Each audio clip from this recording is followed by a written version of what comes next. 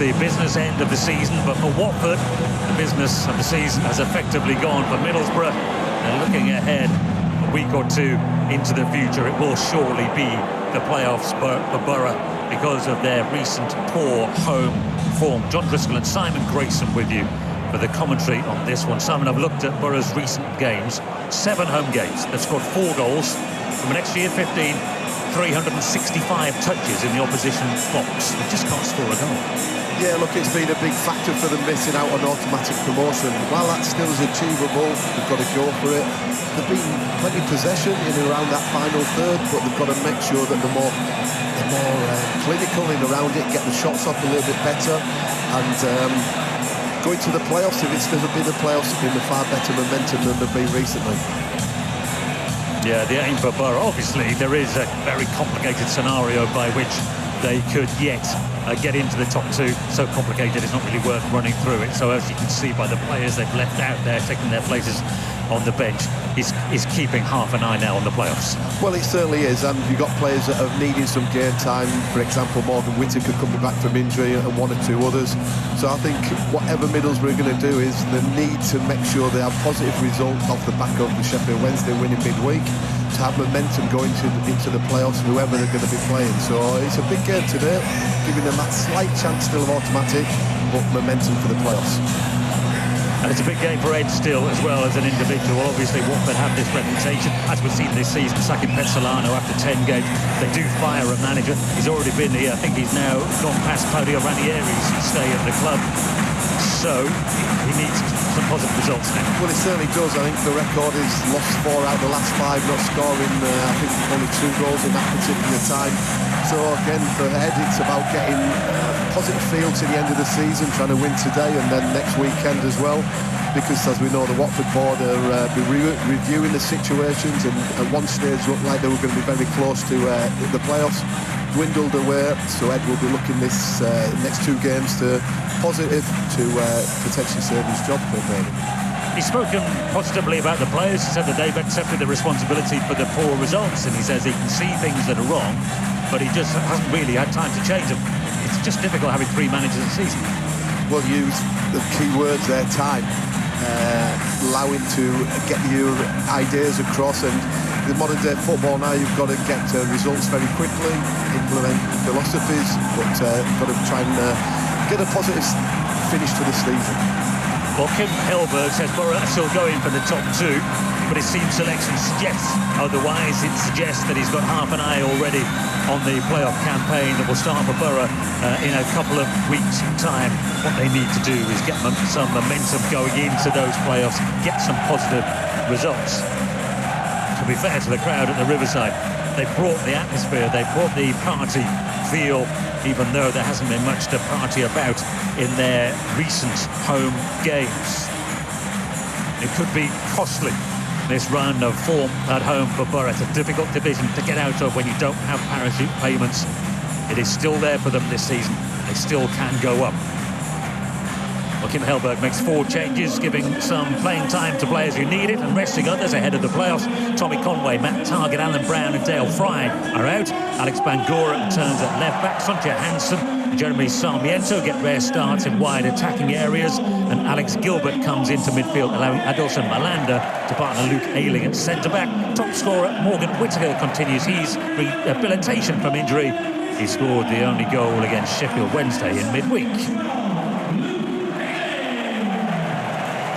Well, Watford also make 4 changes, and it looks like a back 3. So Jeremy Patrice is injured. Among the returning players is the ex-Borough fullback Mark Bowler, and he put him at left wing back and Jeremy Ngaki on the right. That would leave Pollock, Abankwah and Kevin as a 3. We'll see. Imran Louza is back from the start, and Italian midfield Eduardo Bove gets his 2nd start for the club. Georgi Chakbatadze is left out, and last week's wide men Marma and Aaron Kunda are also both benched. And Simon Grayson, you picked out a couple of key players. Yeah, look at Morgan Whittaker. He's certainly been a key player for Middlesbrough this year. They've certainly missed his creativity, especially in the home games at the Riverside, where they found it very difficult to break the opposition down who playing low blocks. So his game time is going to be valuable again today.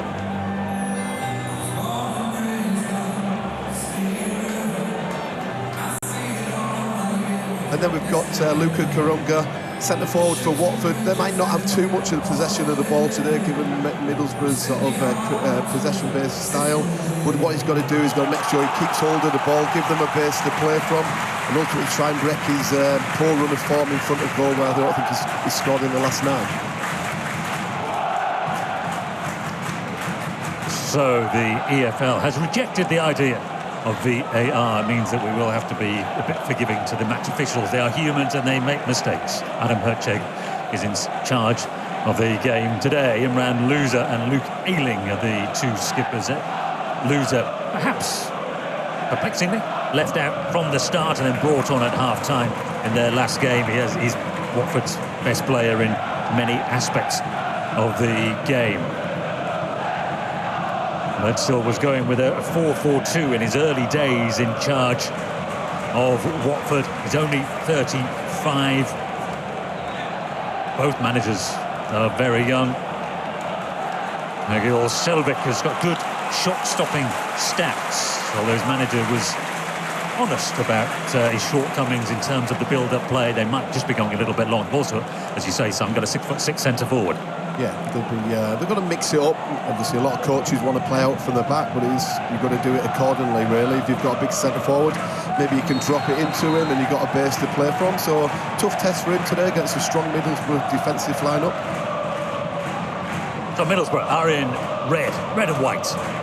The Borough and the visitors, Watford, are in blue. They've got a very good record against Middlesbrough in recent meetings. They beat Borough 3-0 back on November the 1st. Loser Karunga and Doumbia were the scorers. What we've seen, Borough absolutely dominate games in terms of possession. And it's not because they're stale in possession, it's because they win the ball back really effectively.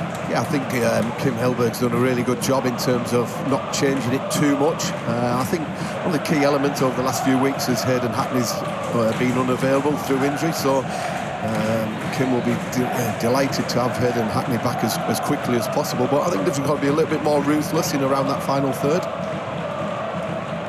Well, if you want some stats on Hayden Hackney, I can tell you that he's still top of possession in the final third, all ball carrying in the Championship, and he hasn't played football for well over a month now. That's how far in advance of everybody was in those attacking midfield stats. Well, he was linked with a few moves into the Premier League, wasn't he, which he wanted to stay at Middlesbrough to try and achieve that. And his dream and the dream of the Middlesbrough supporters is that Hayden Hackney is a Middlesbrough player in the Premier League next season. Lots of people think he will be in the Premier League come what may, with or without the Borough next season. There's Strelec. Interesting changes up top for Borough, with Conway getting a rest. And some of these players here, Sarmiento and Hansen, must have been sitting on the sidelines seeing the team struggle to score goals, thinking, why am I still sitting on the bench? Yeah, look, when you're an attacking player, you're not scoring many goals, you want to be training well to showcase your talent to the manager, but he obviously has decided at times he wants to stick with certain personnel, and we've got an opportunity today to show to him that we're available and ready for whenever you want to pick us on a permanent starting position.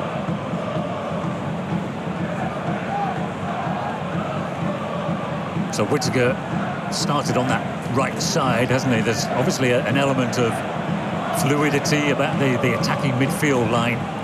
It would seem that Sarmiento's in the 10, isn't it, and Hansen wide. Yeah, it looks very congested in the middle of the pitch. You've got 3 centre-backs and a host of midfield players in there, so it's going to be who's got the creativity to play the combination play and find that final third to break down this Watford back 5.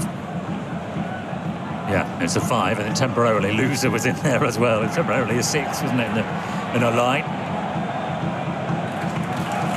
Here's Callum Britton, very much an attacking wing-back for Borough this season.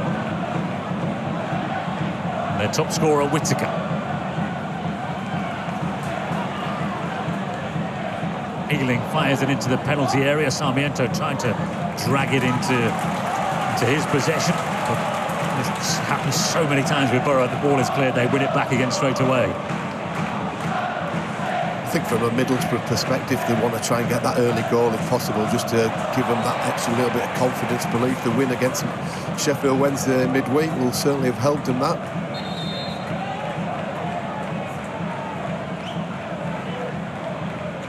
Whittaker fouled by Loser.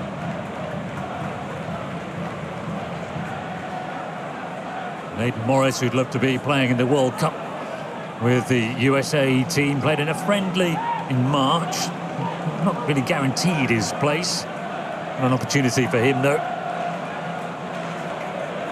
And Luke Ayling, who recently signed a new one-year extension at Middlesbrough.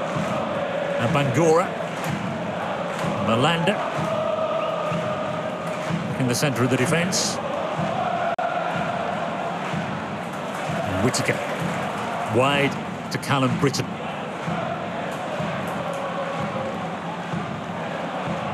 Kayembe so strong there against Aidan Morris, but the clearance only comes to Gilbert on the edge of the penalty area. They took a deflection. Borough have an early corner. Well, again, Middlesbrough have all the possession. They're getting the full-backs high. Morgan Whittaker in little pockets. This time they're recycling on the edge of the box. Ball's to him, good block, to be fair, by the Watford player coming out.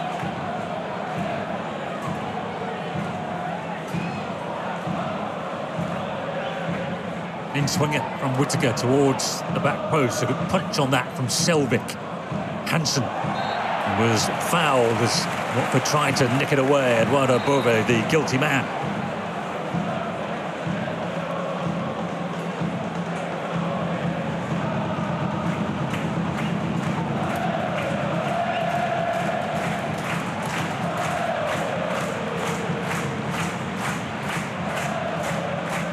Herjek sending away the Italian. Only his second start. He signed on a free transfer in January. I mean, a fascinating and in some ways harrowing story, Eduardo Bove, of his cardiac arrest in Italy and then his rehabilitation to be allowed to come and play now in England. So Morgan Whittaker over a free kick for Borough.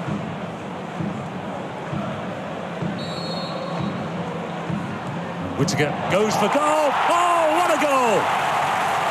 Morgan Whittaker, Middlesbrough's top scorer, with a pinpoint finish. Powerful and accurate. The goalkeeper was left clawing at thin air. Middlesbrough take an early lead. Well, we did mention Morgan Whittaker being a key player for this Middlesbrough team. Was he going to be able to be the difference in the creativity element? You was wondering, is he going to shoot or is he going to whip it to the far post and the reverse? But he decided to take on the confidence, goes round the outside of the wall and right into the top corner, giving Selvik no chance whatsoever. And it's a perfect start for Middlesbrough. What an execution of the talent that Morgan Whittaker has got, and it's just settled many Middlesbrough nerves. Borough's first direct free kick goal of the season.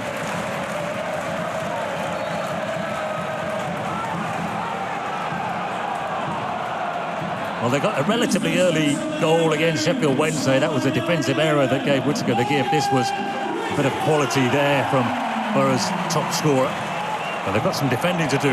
Watford breaking forward quickly. And Police Mendy held up, and eventually it was Bangura who cleared it, and Gakia can collect again. And Watford haven't really had the ball in this game.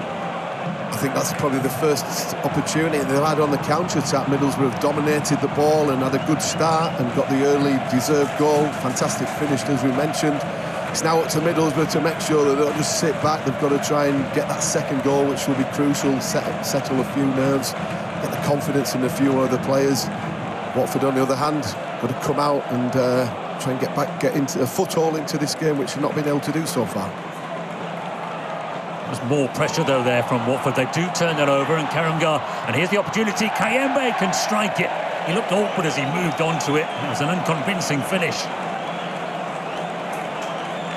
Well, they've just pressed in the right areas of Watford. A bit of a mistake at the back, and all of a sudden, Kayembe falls to him on his left foot and totally miscues it. Instead of hitting it with his laces, hits the outside of his left foot and doesn't even work the goalkeeper. So grinding the Middlesbrough goal, but a big opportunity, and Middlesbrough certainly got to be aware of what Watford can do in possession. Great first flex of the muscles there from Watford. And they will carry a threat, and Kayembe has it now. Mendy making those forward runs. Nice to work by Sancha Hansen, just lays it off for Aidan Morris. Bangora's gone outside of him, and he slipped as he was deciding to try and switch it over to this right side. Watford will try to punish them quickly, and it's Mark Bowler, the former Borough fullback, who can run page forward now. And Karamgar with the shot, and it's a comfortable save in the end for Sol Bryn. Watford again, counter-attack, couple of mistakes by Middlesbrough defenders. All of a sudden, Bowler gets the opportunity in the wide areas, and we spoke about Karamgar in the warm-up. Big centre forward, and ultimately had half an opportunity there. Didn't really make the contact that he'd like to have done, but good pressing from Watford. He is pressing there, wasn't it? A loser on Sarmiento. Sarmiento relieved to hear the referee's whistle.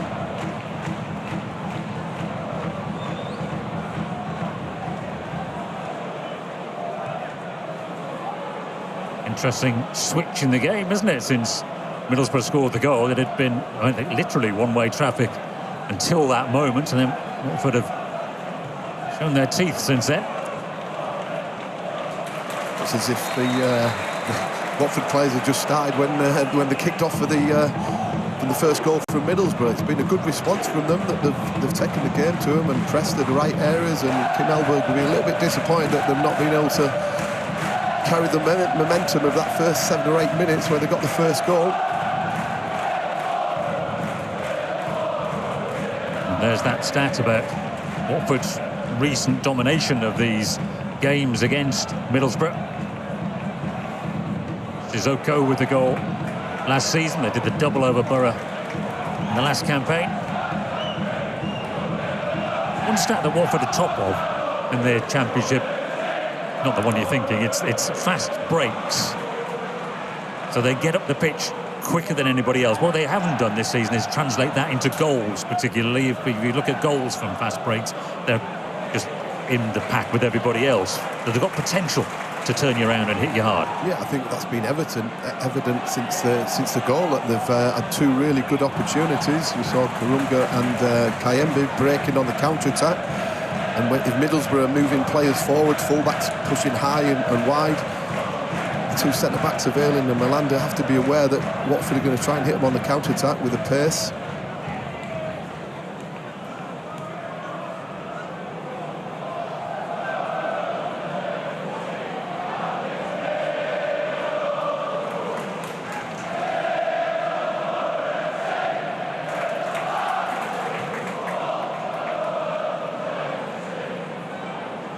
This is Bangora. Hansen initially made the move as if he was going long.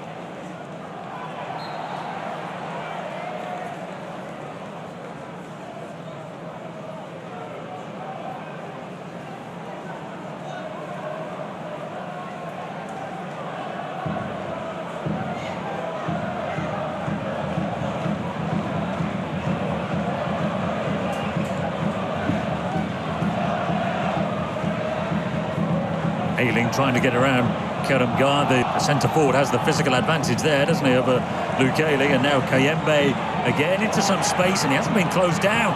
He's able to pick out Karamgar, then stumbles, and it now is offside as it finally goes back to Kayembe. Untidy on both teams.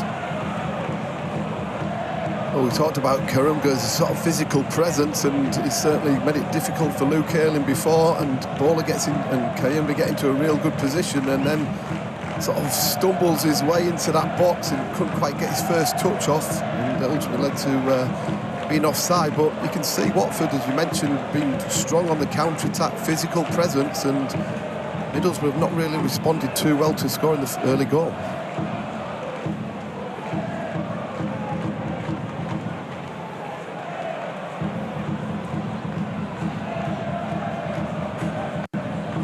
Sol Bryn, the Borough goalkeeper.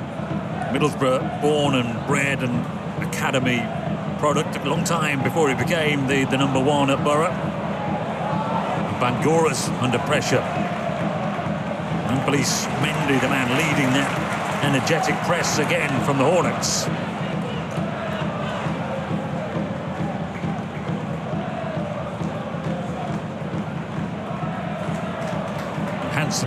Curacao international is in that wide position, trying to take on Ngakia and winning a free kick.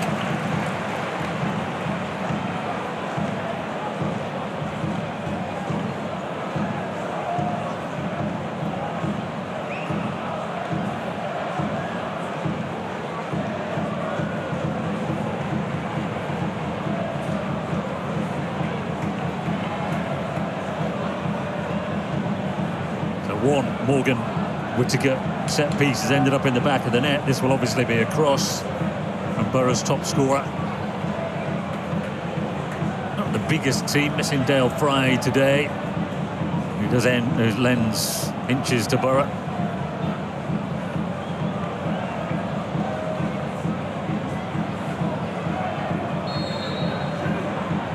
So Whittaker with the free kick. Hoisted it other than he wanted. Aidan Morris won't let it lie though. Away by Bowler. The last man was Britain, Kerumgar. Head tennis, Malanda wins here. Strelic chests it down. And Malanda is more suited to that physical battle with Kerumgar than Ayling is. And Whittaker had stayed wide from taking the corner. He got the better of him there, though. Now Bovek. It's Aidan Morris who turns it over. Got a whack as well as he played it backwards. You can certainly see the Watford have got that back five, haven't they? They're not trying to push up too high. They're trying to be very solid as a back five with three in midfield, looking to pounce into any sort of pressing opportunities. Get it into the likes of Bova and Kerumgar and hit them on the counter attack. It's certainly a game that hasn't been sort of short of entertainment so far. Hansen has switched over to this right side. There goes Britton. He's onside and in space here. Unconvincing cutback from Borough's fullback, but they do have a throw. That's what he does really well. He's an attacking fullback, giving him the width when the wide players go into little pockets inside. And this time he gets into that area, but unfortunately he doesn't have the quality to find a red shirt.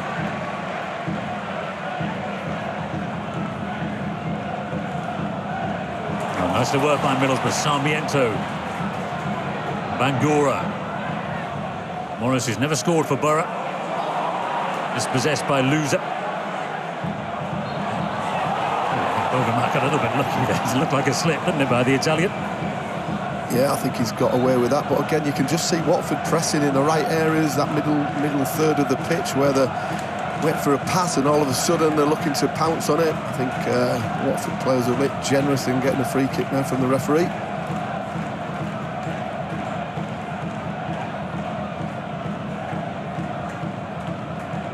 It's a banquet, the Republic of Ireland international, the right of the three centre-backs, and now Ngakia switches it over to Mark Bowler, played over 100 times for Middlesbrough.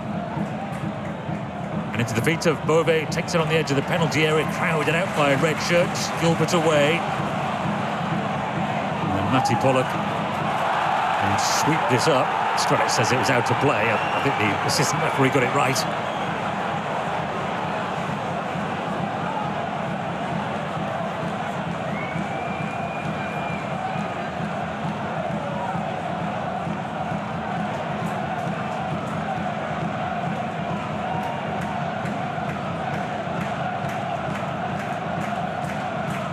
Banquet as well, he strides into midfield. Kayembe ends up playing it past the ball. It wasn't the plan. And then his hard running takes him into space on a slip by Bryn. And it gives Kerumgar possession. And he's got an opportunity. And it goes wide. Now, was there a touch by the goalkeeper?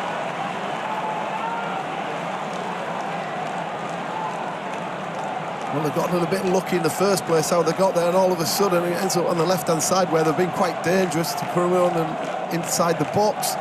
Comes back onto his left foot and he's done everything right, trying to bend it into that far corner, and it is certainly deflected away by Luke Ayling. Yeah, it was off the defender, wasn't it? Unlucky there not to have a corner. Watford wasn't the keeper, was it? It was Ayling's shin. But the dude looked dangerous. The Watford on the counter-attack, they've been very strong on the left-hand side. Bowler and KMB have linked it in well.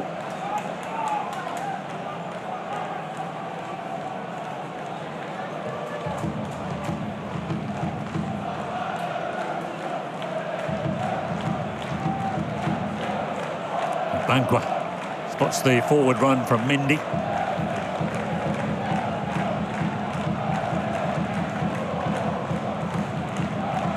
Kevin. Cameroon international defender.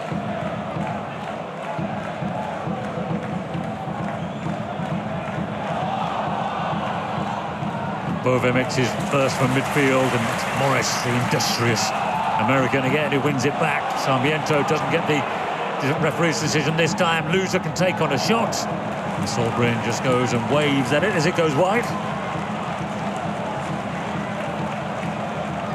Look, I think you can see from Watford's perspective that why they've had a bit of a mixed bag all season, really, that they've got some talented players. They do look like they create chances. They're just not being able to take them opportunities when they come along.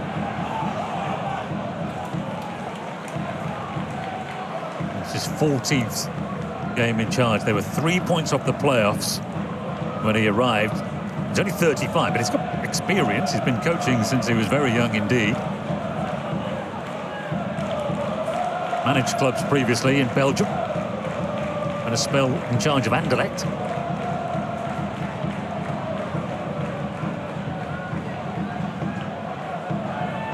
There are 7 managers in their 30s in the Championship.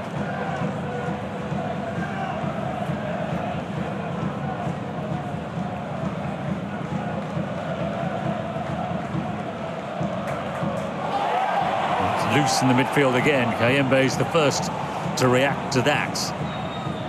Mendy has pulled wide for Watford. Now Kayembe and Bove. And he's got Bowler in space here. Mark Bowler against Borough. He'll step over. Charging forward to join in. It must leave a gap. Give it to Mark Bove. He got back. And Whittaker spreads it out. It'll be a test of the pace of Hansen, who's quick, but not that quick.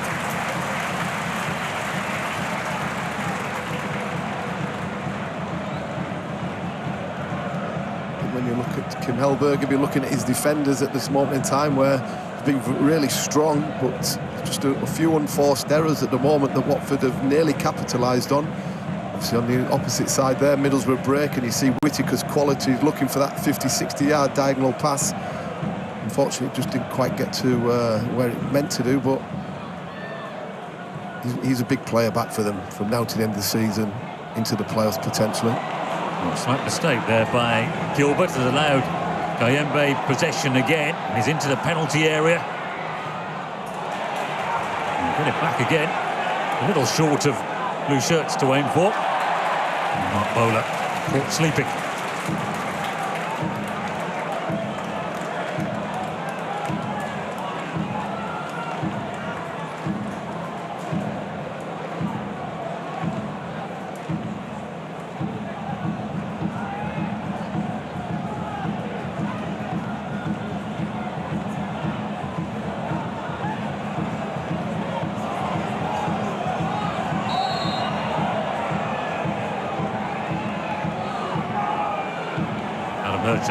Urging Borough to get on with it. Referee, I think, understandably more forgiving about perceived time waste. Borough basically had a plan to how they were going to play out, and it wasn't on for them. Yeah, to be fair to the referee, he's just warned and had a chat with Luke Ayling there, where we've seen a lot over the course of the last few weeks and months that managers and players have done it deliberately for injuries and time wasting so they can get a chat with the players, but this was just a slightly different pattern of play that didn't allow them to do it, so just a warning, which was good refereeing.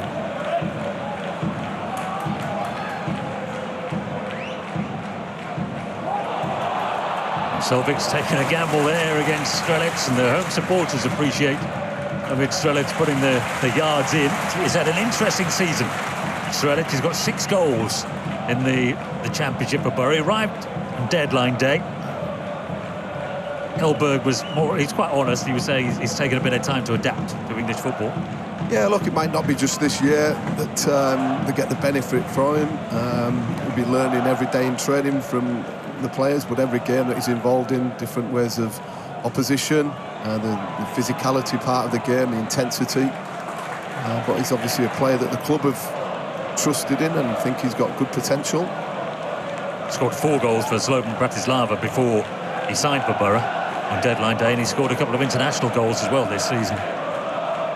He's certainly got the pedigree, and Middlesbrough looking to get him back into scoring ways again, ready before the playoffs arrive in a couple of weeks' time.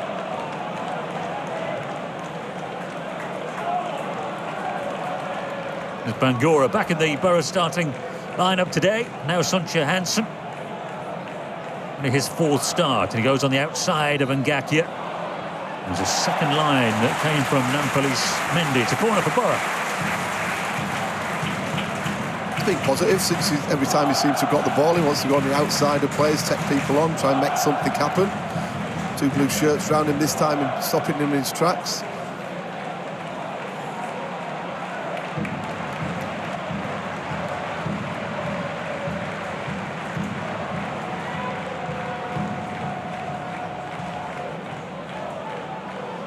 Shifted it to Aidan Morris. Hansen is urged to shoot by the home supporters. He does so, and it took a deflection up in the air. Sarmiento won the first battle. In it comes again. And Bowler, good as you like, chests it back in a crowded penalty area to his goalkeeper.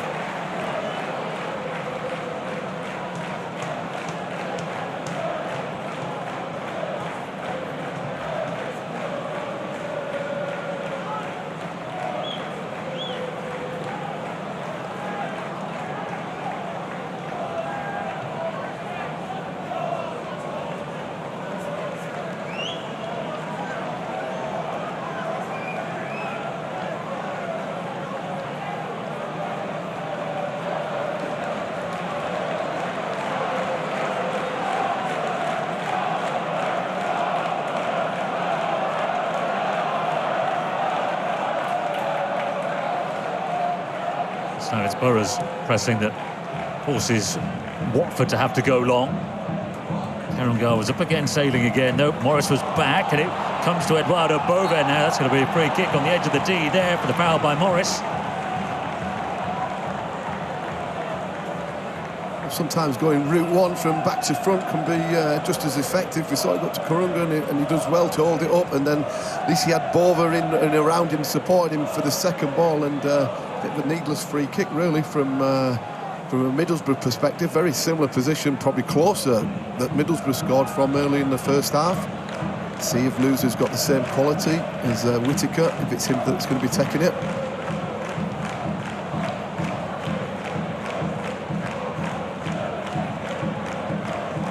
Kevin explaining to Imran Loser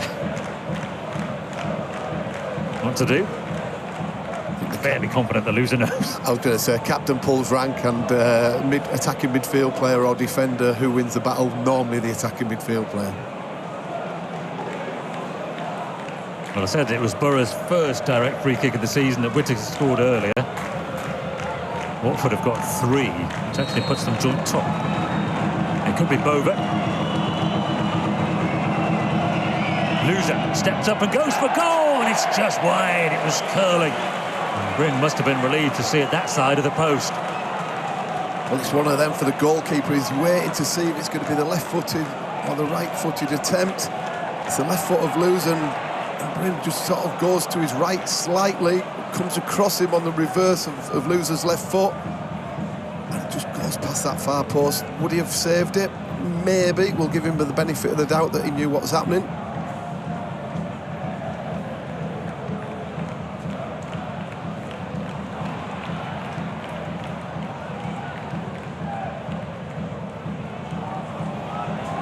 Kayembe. Watford opening up again, and the width once more comes from Bowler. And he whips it into the penalty area early. It was also calmly done at that end of the pitch, wasn't it, by Adilson Malanda? Well, we said for most of this first half, it's been the left-hand side of Bowler that's been up and down the left-hand channel, and he's put some decent balls in that is testing the Middlesbrough defenders. It's one-on-one, 1-versus-1 in them areas. Bowler against Britain, and at the moment it's Bowler that's coming out on top without the final delivery being perfect. So Banquer, Kevin and Matty Pollock all join the biggest of them all in there, Keremgat. Loser floats it in. When first contact, and Bangura away. Even Morris stabs it forward. Oh, it's beautifully done by Hansen. Middlesbrough can break forward now. And Strelic has got players coming through. He'll get another go at finding a teammate, David Strelic. Sarmiento the closest to him. Morris remarkably available for passes all the time. Borough come again. Bangura. And he whips this into the penalty area. Not whipping it off though, and it's an easy catch. There's a great counter-attack from Middlesbrough there, defending the corner, and all of a sudden one-touch play, body's getting forward, it just, Strelic couldn't quite get the ball out. I think it was Whittaker and Sarmiento on the counter-attack, but really effective play.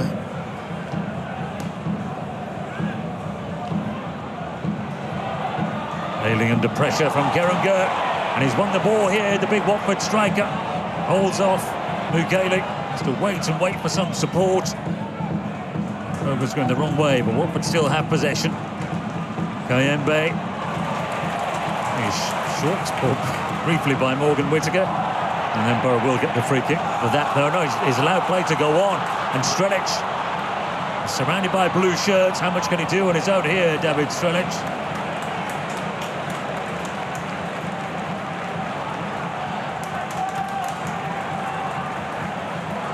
It's a more open game, Simon, than I was expecting. Well, it's not an end-of-season game, is it, where both teams are just sitting back, and both teams are certainly going for it. And then, from Middlesbrough's perspective, I think they've been a little bit clumsy in the defensive areas.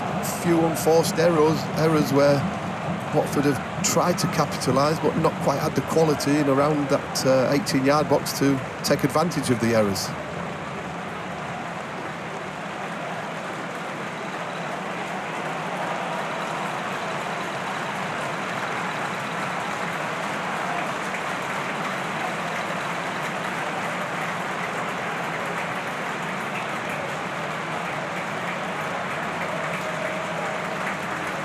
There's Matty Pollock. As I'm sure everybody watching knows, is the son of a former Middlesbrough midfielder, Jamie Pollock, who was a popular player.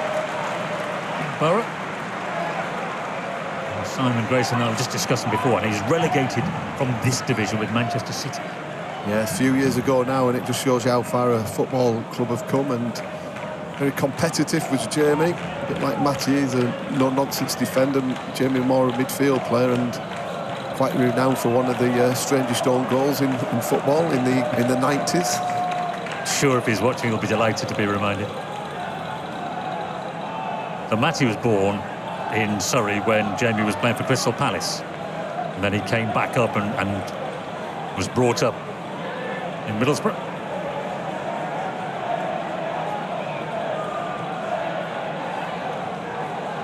There's Alex Gilbert for Middlesbrough. That was Pollock's header, collected by Loser. To Mendy and Bovek. And onside here, Keremgat. His first touch is good, and the finish is off the post. A little fingertip on that by Sol Bryn has denied the Watford striker his long-awaited goal. Well, lovely combination play, one-touch, two-touch play. All of a sudden, Karuma gets in the left-hand side, and to be fair to him, he's done everything right. He's hit it with the left foot across goal. He gets down and gets a little fingertip to it onto the post. But again, you see the quality of Watford. Lovely 1-2 touch play, forward runners. And really, they've looked like a team that have causing this Middlesbrough back four plenty of problems. They were playoff contenders for most of the season, Watford. The one decision to change a manager, followed by Javi Gracia leaving. And a slow start or a mixed time for Ed Still. It's killed off their playoff ambitions, but you see that there's still quality The youngest team in the Championship, Watford.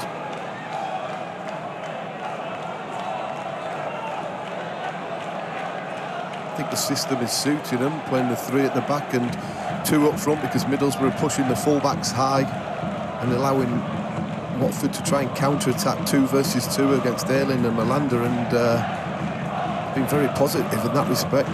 Just not being able to capitalise on any chances that they've had, but keep knocking on the door, it'll come. Kayembe will find that width again with Bolo, and he plays it high beyond everybody this time. Hansen had to keep on coming though. Mendy was there again, I guess we say now former Senegal international midfielder. Now Kayembe winds himself up for a long-range effort. It's the most convincing.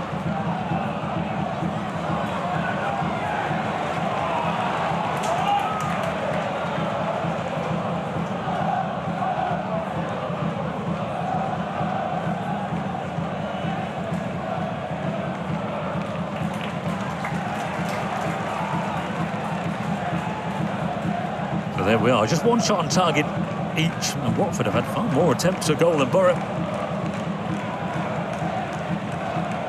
Yeah, it probably sums up both teams really, why they've not been able to score too many goals over the last few weeks. Plenty of opportunities, but not doing enough to work either goalkeeper. I think Ed Still will be really delighted how his players have responded in a game that means nothing much to them, apart from pride, which certainly players are playing for the future. Got to be a bit more ruthless when they get into them key positions. KMB's got into there a few times.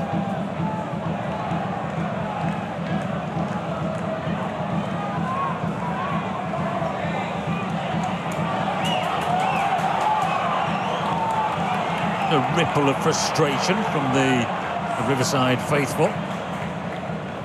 They just slowed it down.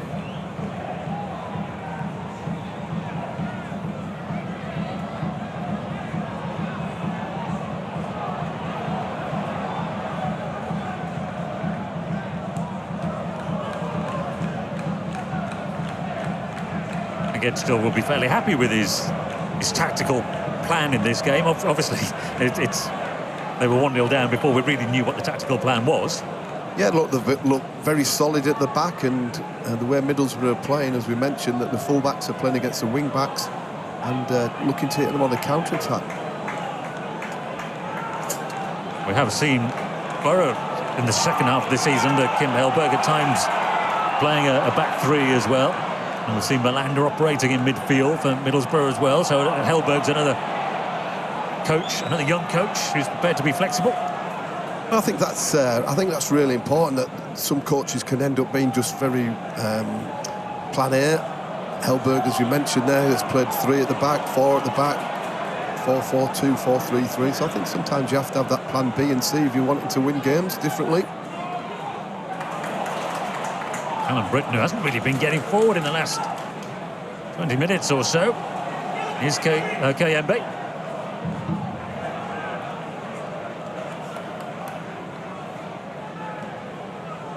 Hellberg again is vastly experienced. Similar story to Ed Still in that he stopped playing very young and went into coaching, and in his case he was a teacher as well. Here's Sonja Hansen, who have won the ball back. Some players with points to prove in the attacking areas for Borough today.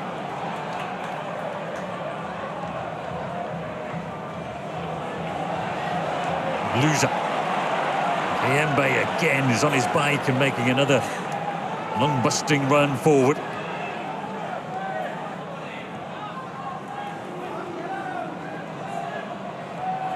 Loser. You know he can let rip from this kind of area. Bove slips it through again. Probably pace over 1 or 2 yards. It's probably not Imran Loser's strong point. I think when you look at Watford, they've got fluidity as well. They've got people that interchange positions. We saw Bowler run through the middle, and Kayembe ended up on this left-hand side. Again, mentioned it a few times, that they're just getting to that final third, and it's the final pass or the final opportunity to ask questions of the goalkeeper from Middlesbrough.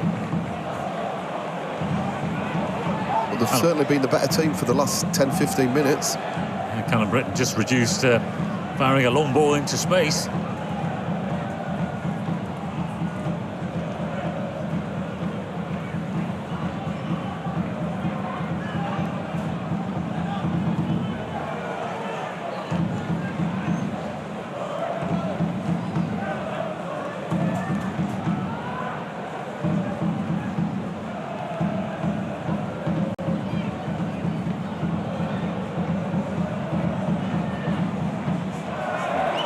I think he might have saw the run of Bova out of the corner of his eye.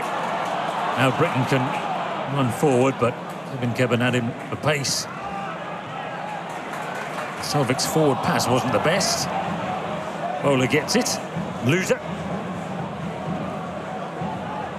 Into the feet of Bove. That's well played though by Ayling. He was quickly on the young Italian midfield player. And he tried to slip it through for Strelic. Sarmiento collected though for Middlesbrough. Sarmiento again. Hansen gives it back his direction. Sarmiento went down, but it was just a coming together after the ball had been played. Bangura away by Matty Pollock.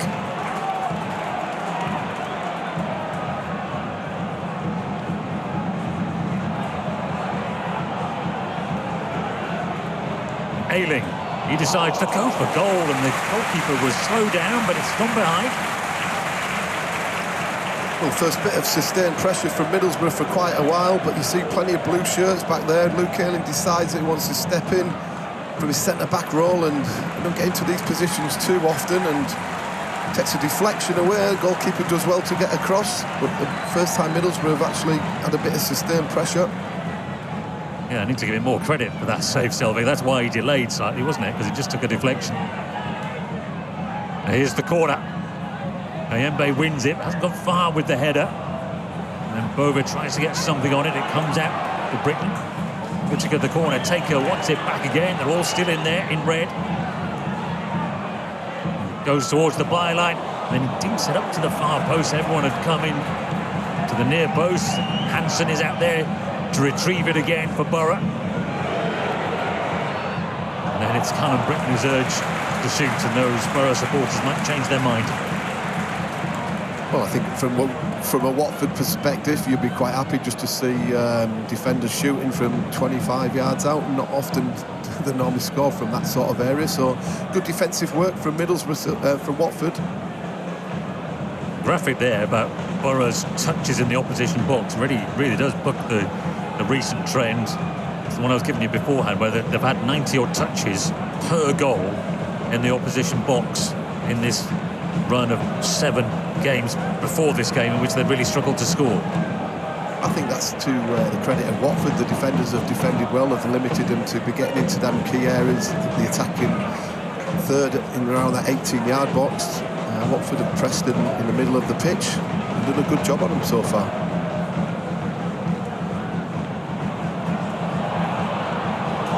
Bangura goes on a dribble down the left side. Good play, wasn't it, by Borough's full-back, and turned that situation into a corner. It might be Middlesbrough might look to play a short corner, to be fair. Watford are a real big, strong team. The 3 centre-backs. Centre forward 6'6", as you mentioned, so they're a big, powerful team. Maybe it's just worth a different dimension to the game. Adam Hertog is having a chat with Loser and Sarmiento.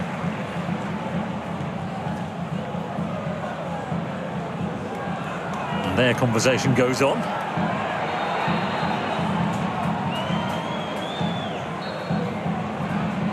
The referee urges them to get on with it, and they take it. Attacked by Kerumgar. Useful in both penalty areas. Big Dane.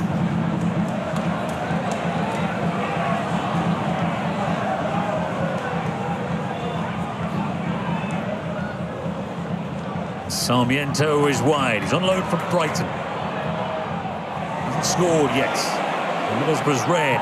His ball into the area, away by Ngakia.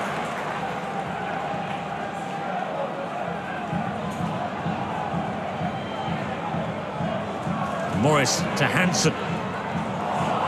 He's dispossessed by Kayembe, and the free kick goes against Sanche Hansen.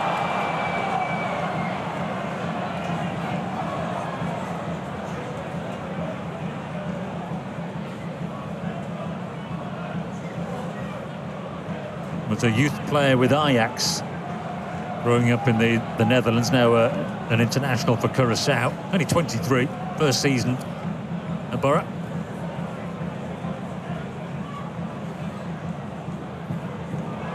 And that's careless. Gilbert can collect it. Morris now can drive on here for Middlesbrough.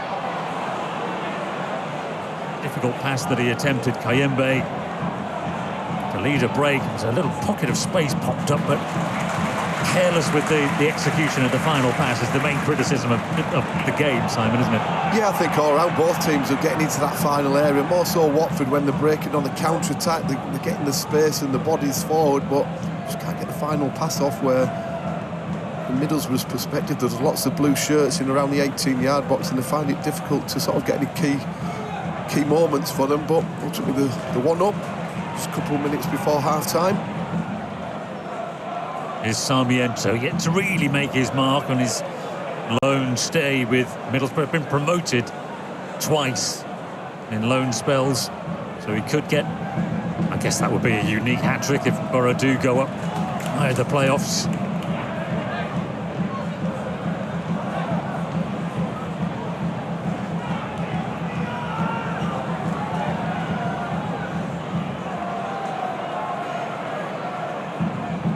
Gora on his last start for Borough.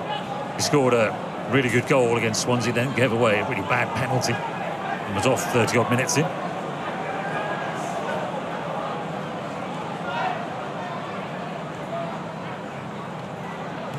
The 1 minute being added on, and Borough are in here, and it's in! It's David Strelic who's gone sliding in there. He got something on it, then a deflection off the defender, and it's finished in the back of the net. And Borough have grabbed a second, and that will feel harsh for Watford, who were really been in this game in this first period. But Strelic has his goal, and Middlesbrough 2 to the good. Well, as you said, it's difficult for Watford to take, but great play from Middlesbrough. That combination play, running forward, 1-2s round the box. All of a sudden gets around it. Strelic gets there and bundles it in. Well, is it an own goal is the question here, isn't it? It's a Banquer who slides in with Strelic. We'll have to get the ruler out and decide which direction the ball was travelling. And David Strelic will want it. He needs goals. He definitely played his part. It's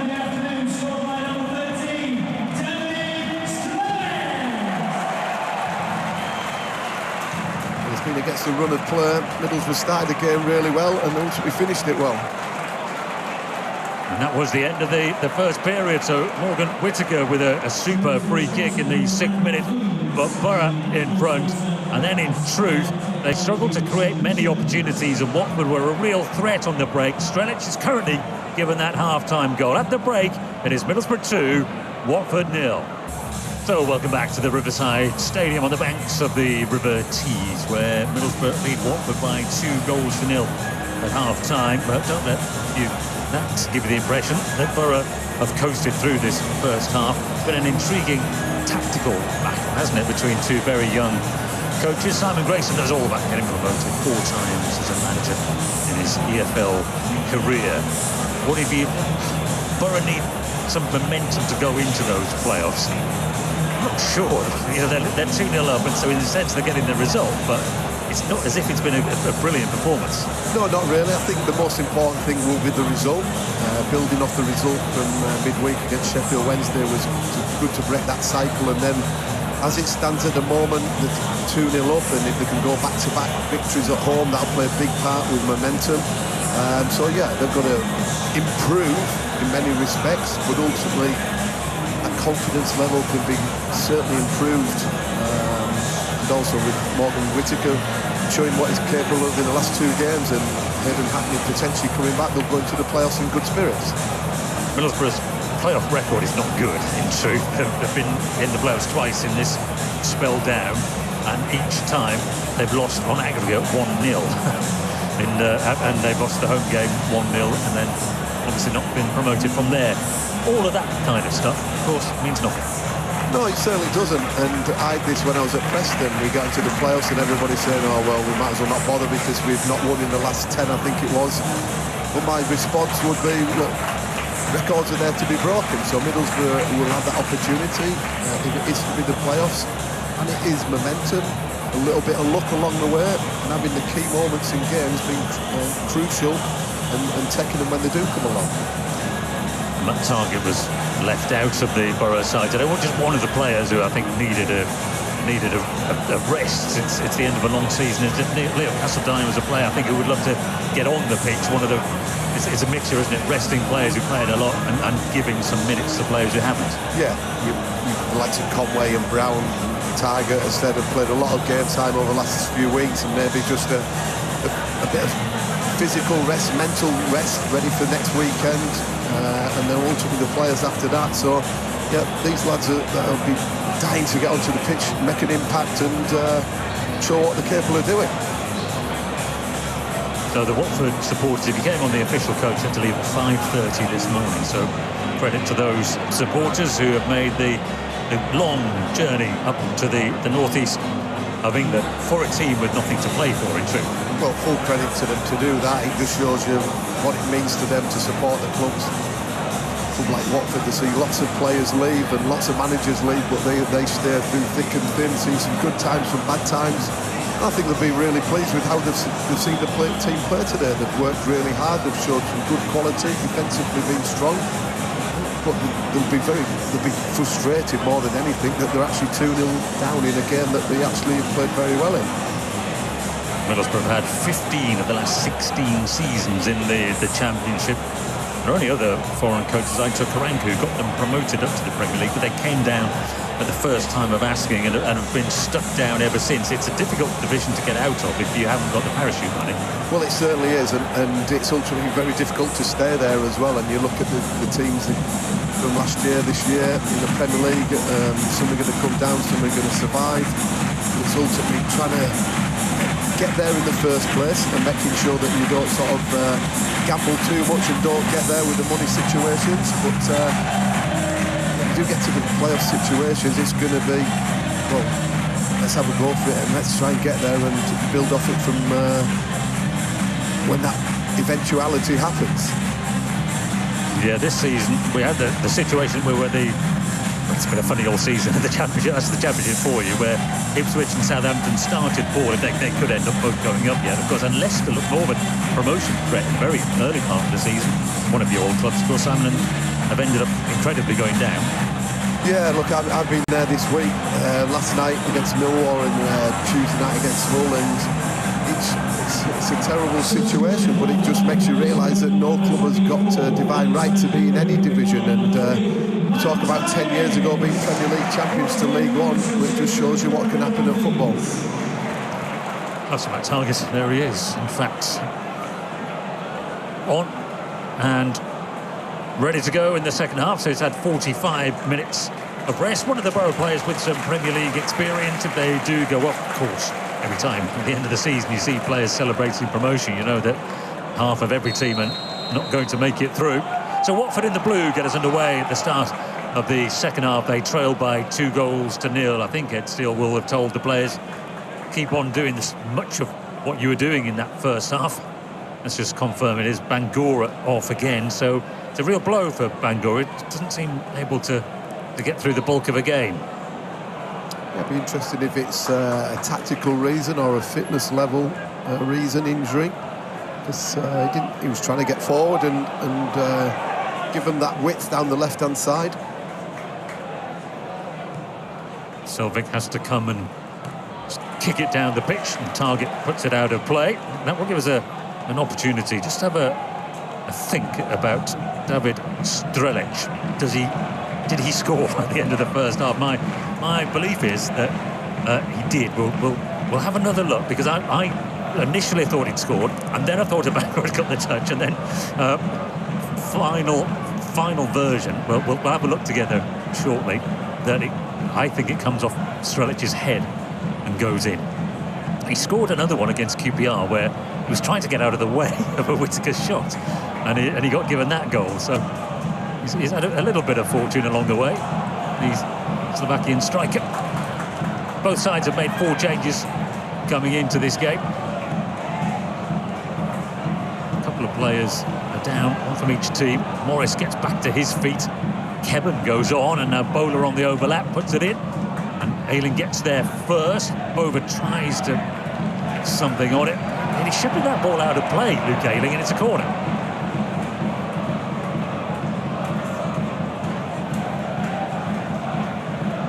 Luke Ayling's quite animated that it come off the Watford player, which it looked like it did, to be fair. It was not a great positioning from the referee to see it. It'd be interesting the reaction if Watford score from the set piece. Here's Imran Louza. Well attacked by Gilbert at the near post, one of the Borough players who's come into the team today. We're not getting VAR in the Championship. There are many people who think that's a good decision, and that VAR may get more rights, but it doesn't really help the game as a spectacle. Is a widely held opinion. There's Karamgar forward to the edge of the penalty area, and it's a Bankwa. Oh, what a brilliant finish! What a bit of play by Watford centre-back. Determination, and then a lethal strike of the ball, and Watford are back in a lethal strike of the ball, and Watford are back in the game at the start of this second half. Well, it's what probably Watford deserved off the first half performance. All of a sudden, it's a couple of second phases, headers, and obviously a couple of Middlesbrough players getting in the way of each other, and then it's a centre-back who takes advantage of a little bit of poor defending from Middlesbrough's perspective, but he hits it really hard and low and give the goalkeeper little chance, and it's a positive start from Watford, and it's what they deserved on the first half performance. He just out-muscled the two centre-backs, and again, we talked about unforced errors in the first half. Well, that certainly contributed to the goal a minute ago. There are lots of complicated things about football these days, but what they had there was three strong fellas winning the ball in the penalty area. There are different ways of scoring goals, isn't there? There's beautiful play, one-touch, two-touch play. There's sometimes balls into the box and you keep it alive and you bustle your way through, and Bankwa certainly did that and finished it with the calmness of the centre-forward.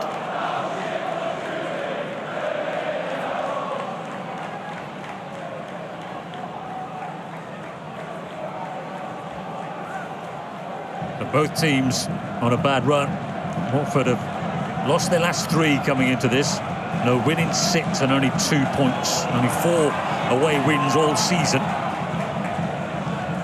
The pattern of the play in the first half told you that Borough weren't in any way dominating the game, really. But had the 2 goals.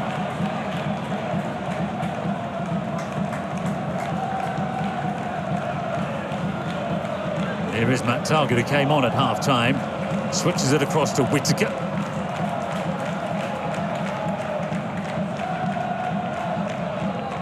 Aidan Morris pulling the strings for Middlesbrough again today.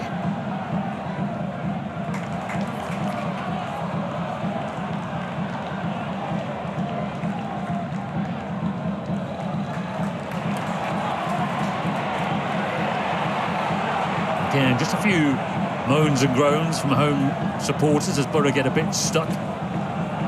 It's very much been the pattern of recent home games. On a lovely touch around the corner, Hansen can go for goal. He went for power, couldn't find the target. Well, there's plenty of bodies in that area of the pitch, and all of a sudden Ayling finds a pass, a lovely one-touch play from Target, and Sarmiento got to hit the target, doesn't have the composure, got to go hard and low across the far past the goalkeeper. But good play from Middlesbrough. Watford happy to play out in the back. The break was their way, wasn't it? Came to Kevin Kebben. I think you mentioned it earlier, John, about the more opportunities that Middlesbrough get in that 18-yard box and don't capitalise on it. They've got to be more ruthless if they want to be successful in the playoffs. At least hitting the goalkeeper, hit the target, working the goalkeeper a little bit more often. Right, let's have a look at this. So look at Strelić's head when he goes down. Yeah, it's a lot clearer there, isn't it? The two bodies coming together, but ultimately ends up going off his head into the goal. It was just the way he didn't celebrate. I think when you're a striker, you've not scored too many this season, you'd celebrate a little bit more than he did, but maybe he just realised it was 30 seconds before the end of the first half. Well, a near-post header from David Strelec.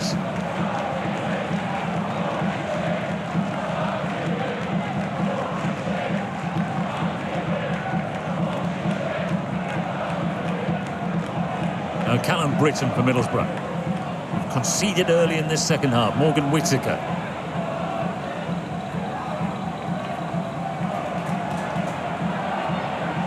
Britton, who they got in from Blackburn Rovers in the summer. Quite a lot of business quite late in the window. Borough. Here's Malander coming forward. Matt Targett still on loan from Newcastle.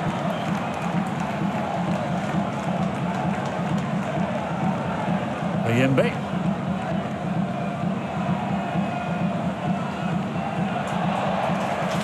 Not for the first time a player shepherds the ball out of play, and set piece goes against him. Now Gilbert for Middlesbrough swerves into the area, and it is handled well enough in the end by Selvik.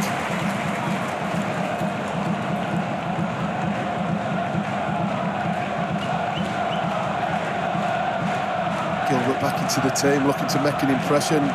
Doesn't really hit it with any conviction, doesn't really have to work the goalkeeper too much, but certainly an entertaining, first 7 or 8 minutes with a goal and a couple of opportunities for both teams. This is Bova who's gone down here. He's holding his knee, or his hamstring.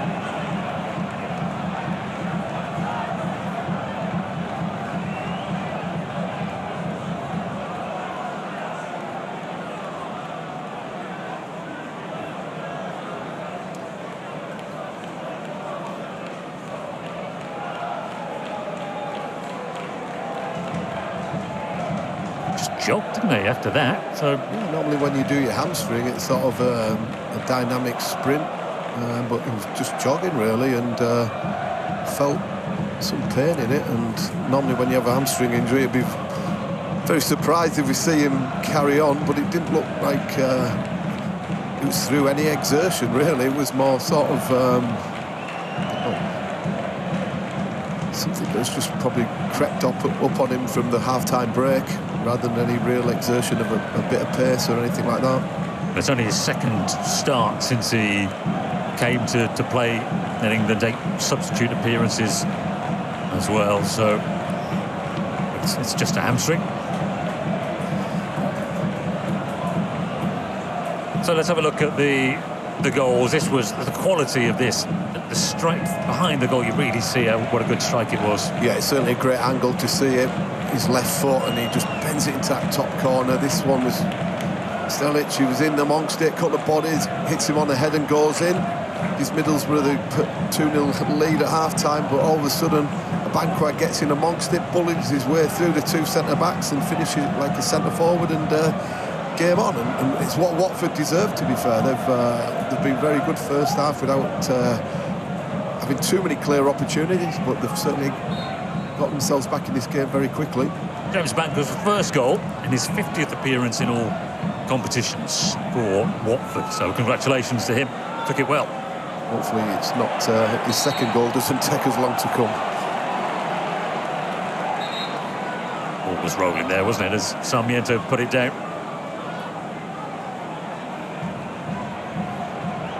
I think the referee's probably done Borough a favour anyway, hasn't he, because it wasn't particularly well taken by the Ecuador international.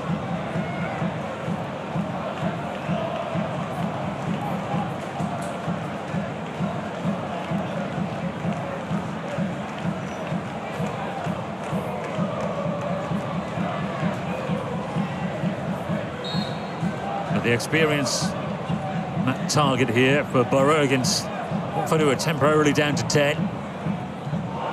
And it was Whittaker who came and struck it into the nearest player. There's a crowd appeal for a handball.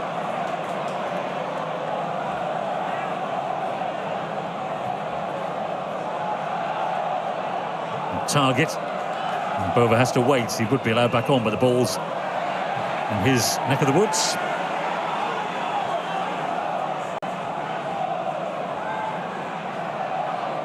Now Watford are back up to full strength. Morris wins the ball back for Borough.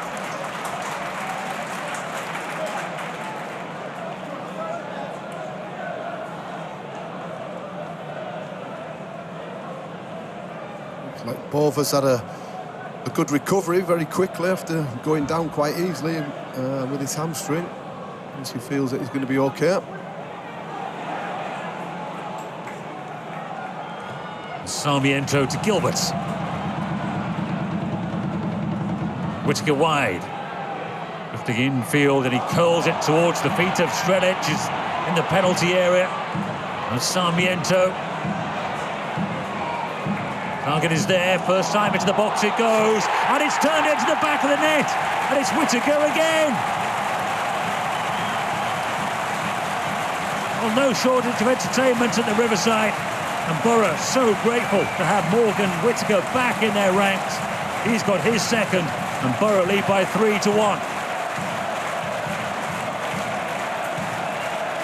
Well, it was a nothing ball really from Matt Target. He looks to put it in a danger area, scuffs it a little bit, and there's a few ricochets. Ends up at Morgan Whittaker's feet, who's drifted in from the right-hand side and puts it past the goalkeeper into the bottom corner. It's Middlesbrough, the 2-goal advantage again, but a few ricochets. When you look in, it certainly is for Morgan Whittaker, and to have 3 goals in 2 games is a massive boost for his confidence in Middlesbrough. It takes him to 14 for the season. Borough home supporters seeing their team score some goals. They pay a lot of money to go and watch football, so a long period of your team not scoring in home games, 4 in 7 coming into this. So, yeah, I think a sense of relief at the Riverside as well. And if we're name-checking, we gave Abank a lot of credit for his goal. He was the player there, wasn't he, up against Whittaker, and it came back off him and fell kindly for the Borough man. I think from Whittaker's point of view, he drifted in from that right-hand side, got into the middle of goal, and sometimes you've got to earn that right. If you're not in there, you don't get the ricochet that allows you to get a shot away from, 3 or 4 yards. And it's what Middlesbrough wanted, to get the 2-goal advantage again.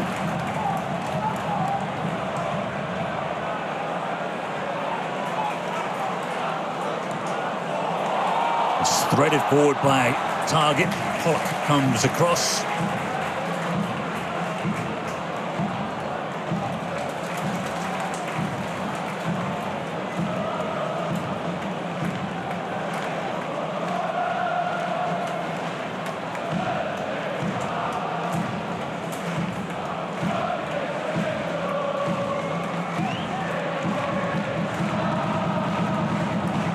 Over. Moving well enough, I think, closing down that attempted pass by Hansen.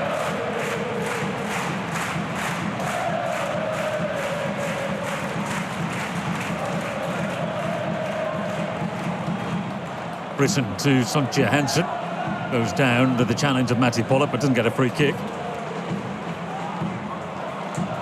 Bit of afters between them two. I think Pollock showed that he's certainly stronger than Sarmiento. And out the picture, you could actually see them having a bit of a coming together, which, from a Middlesbrough perspective, you don't want one of your players to be doing something stupid and potentially receiving a red card and banned for the playoffs.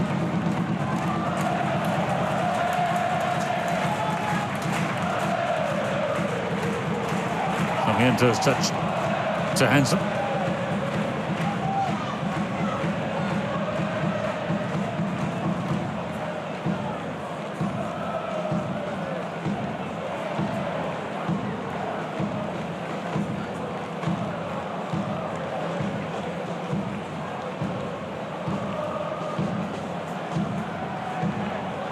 Watford have been bad starters this season.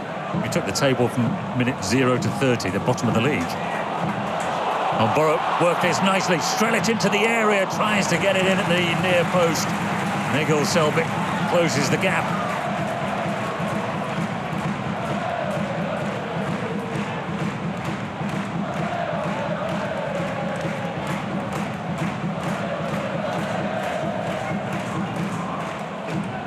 Hansen and Whittaker. And Whittaker Oh, so unlucky. His confidence is so high. Took it on from a mighty distance and he rattled the crossbar. Well, what a way that would be to get your hat-trick. Great play from Middlesbrough, lots of movement, one-touch play, falls to Whittaker. And he's only got one thought in his mind, and that's to hit it first, hit the target and hits the crossbar. Would have been a fantastic hat-trick. So, all change for Watford. So, Ngakia off, Osman Mama is on. So we have to have a rethink of tactics, Simon, in a minute and see what it still has done. Bova is off. Jack Greaves, I think, was there and ready to come on. Yes, indeed. In fact, it's all changed, isn't it? Tough job being a football commentator these days, you know. Certainly is when you've got three subs of each team to try and work out the system very quickly. I think we'll try and work out if Watford have got to a back four or not. Middlesbrough maybe taking the opportunity to rest one or two players. About Morgan Whittaker, as you can tell by the ovation, he was 2 inches away from a hat-trick. Well, it'd be the perfect way to have your performance, getting a hat-trick with a wonderful left foot shot. Not to beat, but more game time under his belt. 2 goals, confidence levels high. Nice opportunity to get rested up, ready for the next weekend's game. Tommy Conway gets half an hour for a second top scorer, replaces their top scorer. And Malanda replaced by Dale Fry, so that's just like for like, and he takes the armband as well. Another homegrown player. And Hansen got just over an hour. And then Asselguy, who we saw warming up at half-time, another player just coming back from injury.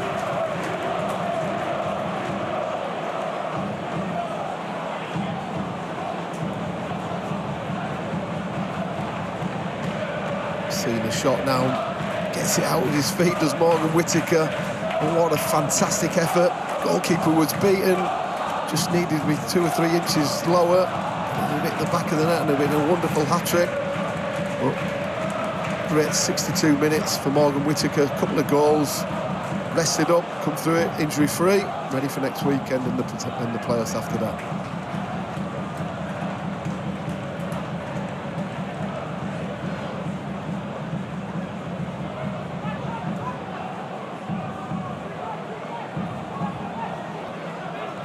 So, with the Watford changes of personnel, where Mamadou Doumbia and Nestori Irankunda are the 2 of the 3 who came on, along with Greaves.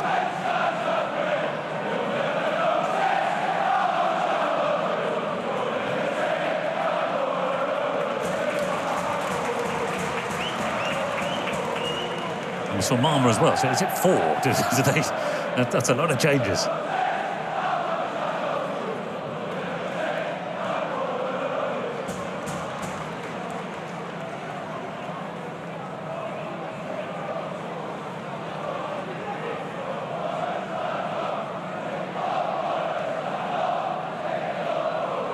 This is Marmer. Then Irankunda, the Aussie international, gets it in turns. A lively introduction from him, and he plays it into the penalty area, and it has to be cleared in the nick of time by Aidan Morris.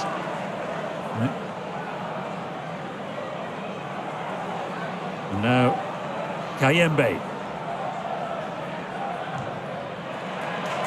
Didn't go out of play. Britain wins that particular battle. And Gilbert, good idea, just left it a little short. And then Greaves went flying in to the tackle.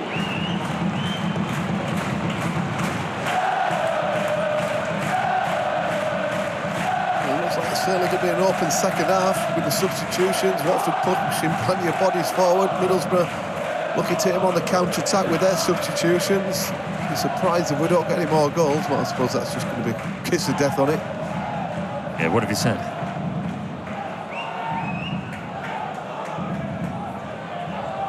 Yeah, there hasn't been. There's been more tension than entertainment in recent games at the Riverside, certainly. And Watford, a team I think, with obvious potential of being a good away team, but we haven't really seen that this season, in truth. Here's Tommy Conway, one of the new arrivals. Drives into the heart of the defence. And Strelic, Gilbert, clipped that pass, didn't he, to Gilbert?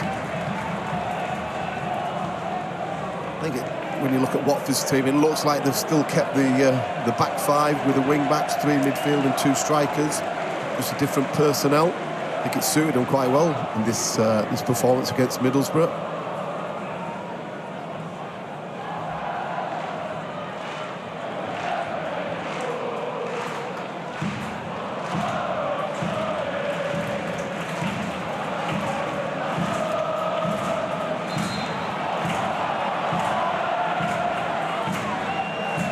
So Marmer's just, I think, just in straight for Ngakia as the right wing back.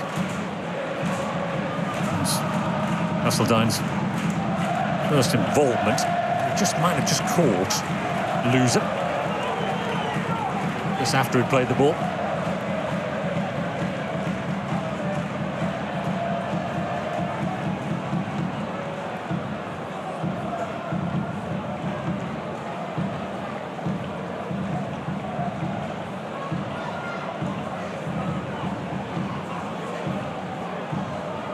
Steve Gibson, not many football club chairmen about whom the home support regularly sing songs, positively, that is.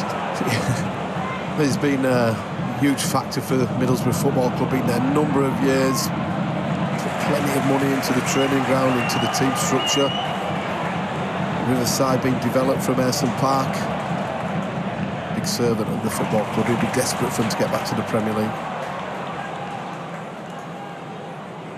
Yeah, he's seen lots of different Middlesbrough eras in his time. This one's got a bit stuck, though, for Borough. Reeves does literally halfway through seeing Reeves does well, and then he clubbed that out of play. Remember Steve Gibson having the Ravanelli, Janino and Emerson back in, I think it was 97 when I was at Leicester. We played them in the League Cup final. And they certainly knew how to attract a player with Brian Robson in charge. Widespread outrage when they were paying 40 grand a week to Ravanelli.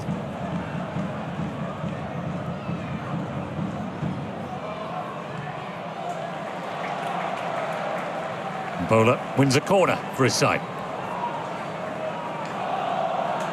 And it's been the outlet for the Mazuni Bowler. We spoke about him first half, that he was getting up and down the left-hand side up against Callum Britton. Keeping going.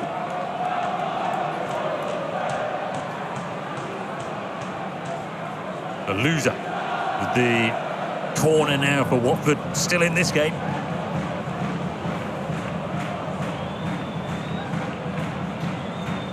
A queue forms around the penalty area. Loser floats it in. There was a header from a Banqua there, the score of the Watford goal.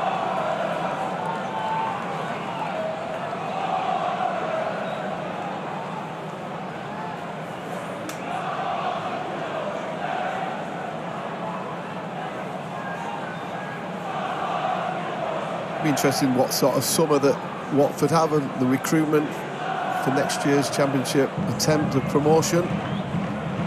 Will it be loan players, investment into EFL players? Because on his performance today, they've showed that they're certainly capable of competing with one of the better teams in the division. Just going to be more consistent basis that they need to produce performance. Maybe getting somebody in that top end of the pitch that is going to get them a few more goals. Is Tommy Conway from Middlesbrough. Drives to the penalty area. Was competitive there in his defending. Now Castledine can strike it. Pushed away. Conway comes in. And then it's Morris who has the final attempt. Credit to Banqua for an important challenge there for Watford.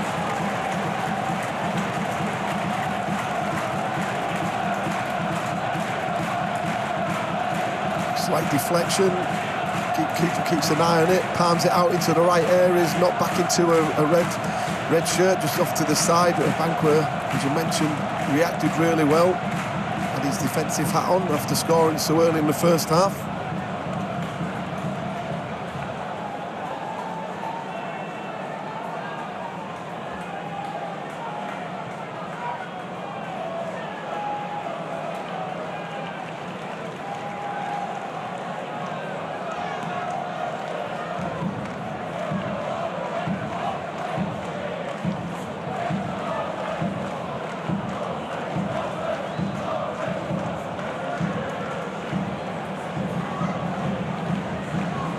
flailing goes back to Salisbury.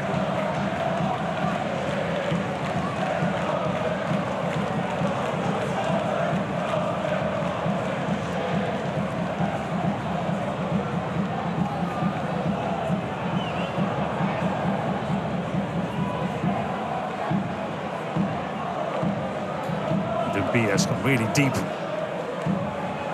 Centre forward there, he's given it away. Not the best of touches by Conway, but he can drive into space. Tommy Conway, and it's Matty Pollock who bravely denies him. Well, that's why you don't want your centre forwards coming that deep and trying to affect the play, keep them high up the pitch, gives it away. Conway really positive.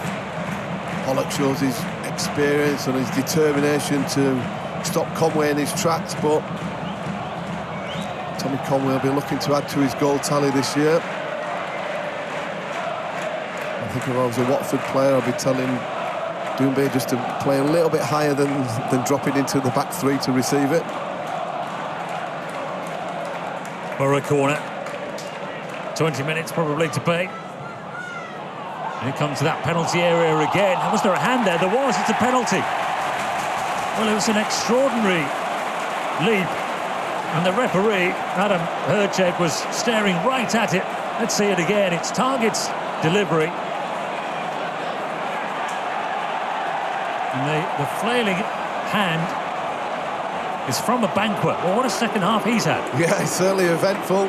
Look, as soon as it went into the box, I could see the hand go up, and this modern day, you're never going to get away with that. Referee in a good position. It's a bit needless, really. Opportunity for Conway, as we were speaking about before. We wanted to add to his goal tally. Perfect opportunity now, but a clear penalty. Well, Borough couldn't buy a goal for a long period of time in this spell where they've been dropping crucial points. And now, Sheffield Wednesday giving them a gift the other day, and this is a gift of a penalty.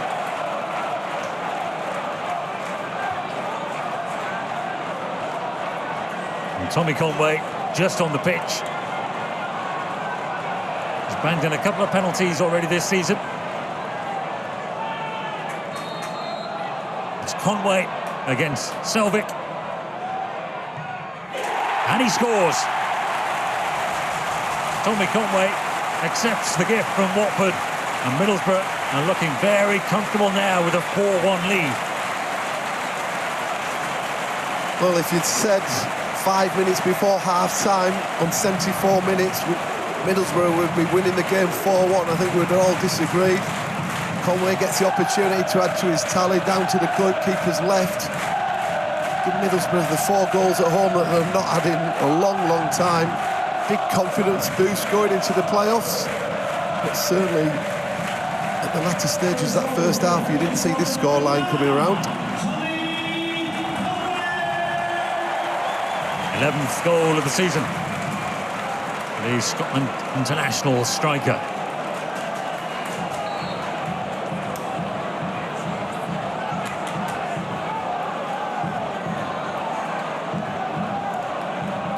Yellow card for Kevin, not for Abankwah.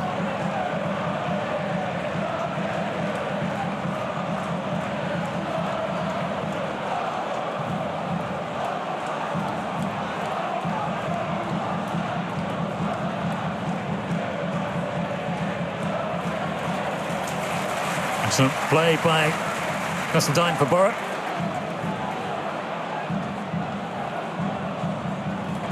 Interesting, isn't it, that it's 34-year-old Luke Ayling who's getting the full 90 minutes, and it's Malanda who gets the rest. Here comes Conway again, getting Borough up the pitch quickly.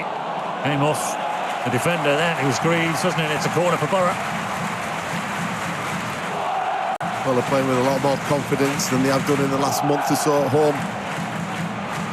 Looking with the swagger to take into the playoffs. I think if you're Kim Elberg, you want to make sure that they keep the defensive structure good, as well as trying to get another opportunity to add to the tally.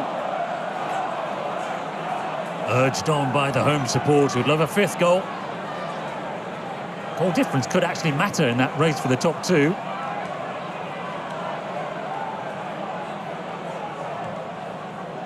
Target fires it beyond everybody. Castledine obviously backed his technique to be able to take that on from there.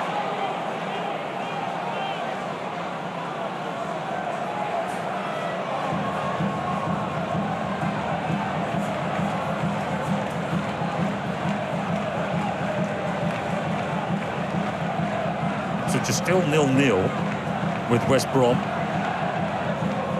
But Borough just a point behind them. It should play against Southampton. They play midweek because obviously Southampton have got their FA Cup semi-final coming up.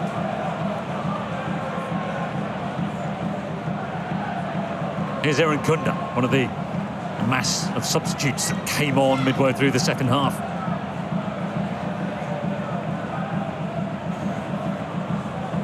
Loser is tripped by Castledine. Just going back to that fixture in midweek.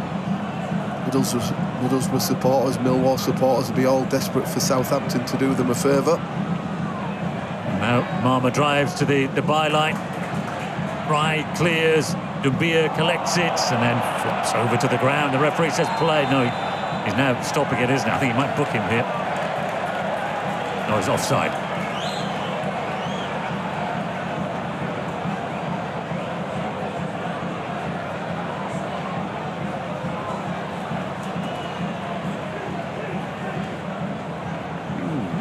Interesting one. I'll see the replay again. I think he's gone down a little bit too easy. And Morris's point is that you're looking at who's made the contact, aren't you? But yes. there was contact. Here's Conway. And Conway into the penalty area over the head of Sarmiento.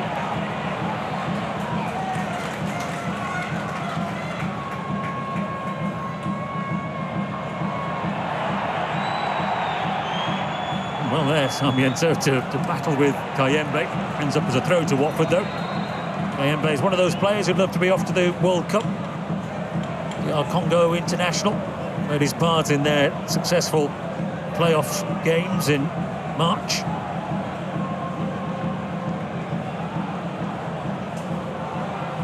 Watford turn it over again, and Aaron Kunda can drive forward. He tries to slip it in for Dumbia.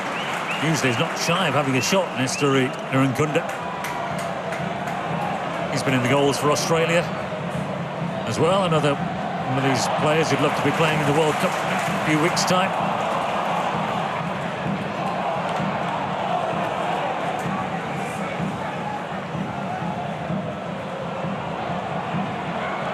Loser thought about going back to the goalkeeper. It was cut off. Banquet slips and he gets a free kick out of Conway.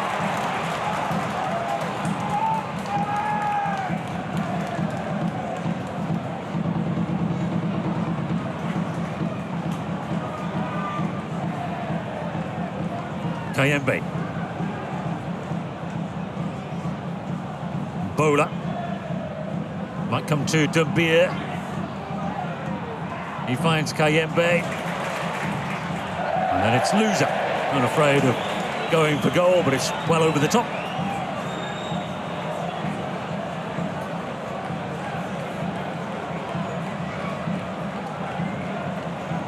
So they've got one more change. Watford. Borough have got a couple. Some Silvera and Tommins are the players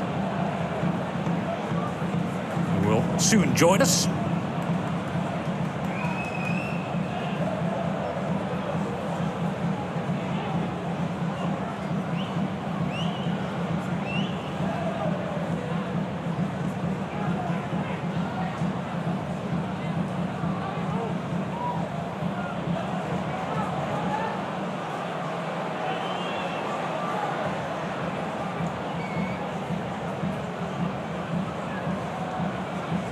Sarmiento is struggling. He's an obvious candidate to make way for Silvera anyway, but he will get a bit of treatment first.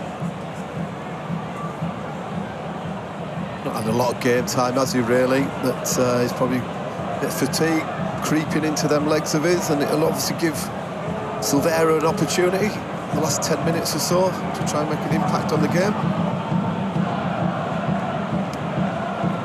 So Ince is on for Bola. Tommins, of course, like Matthew Pollock, is the son of a former Middlesbrough midfielder. Ince played for Borough for 3 seasons, 99 to 02.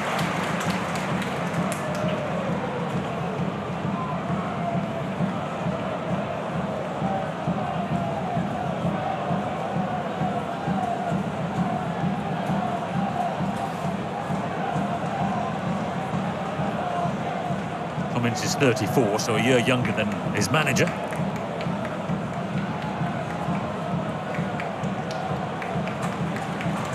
And indeed it is Sarmiento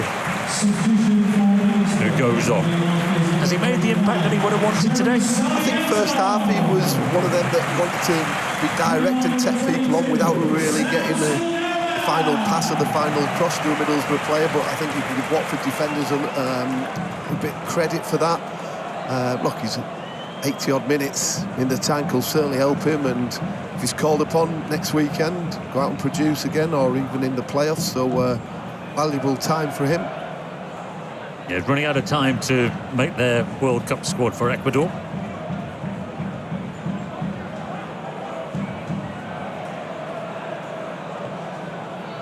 I think in that respect he's just got to keep doing what he can do, get as much game time as possible, because somebody in that same position might get injured and he's got to be ready if fulfill a dream of going to the World Cup if possible. Be a nice double, getting Middlesbrough to the Premier League and going to the World Cup if it happens.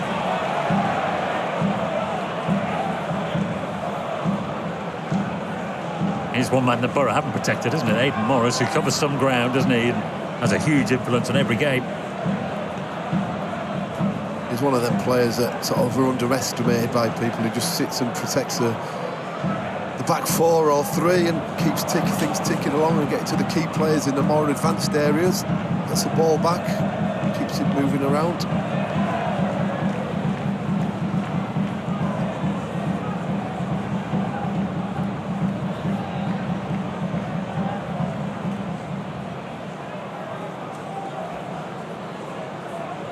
Borough go to Wrexham next week. It's an early set of games again, final day of the regular season. Borough's season won't be over next week unless everything goes their way with these results and they end up in the top two. He's won the ball back again, Morris. Target to Conway. Field Borough subs to another one in Castledine. He wins the free kick out of Loser. Morris comes and acts as the minder here for Castledine. I'm guessing that Loser said something unkind. Well, I'm really surprised. On 84 minutes, something happens and it all kicks off a little bit, a bit of pushing and shoving. Nothing really much going off, just sort of laughing a joke at the end of it all, but a needless situation to put themselves in. Morris and Loser, see the bits there, clear foul. Loser disagrees, gives him a little, hardly anything to be fair. I'm not sure Morris needs to get involved with it as well. A few situations players are putting himself in, which is not called upon really. Well, the yellow card hasn't calmed him down, he's getting angry as it goes on. Imran Loser. Castledine had walked away.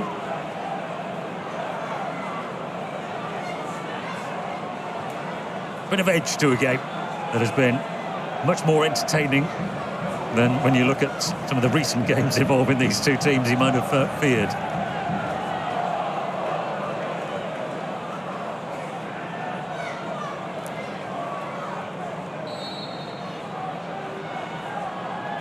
Target.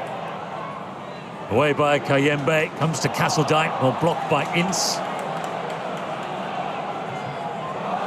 And then Loser gets there, and Britton had to make that contact. And Dembeer's touch was a little loose. He's ended up on the ground after his clash with Conway.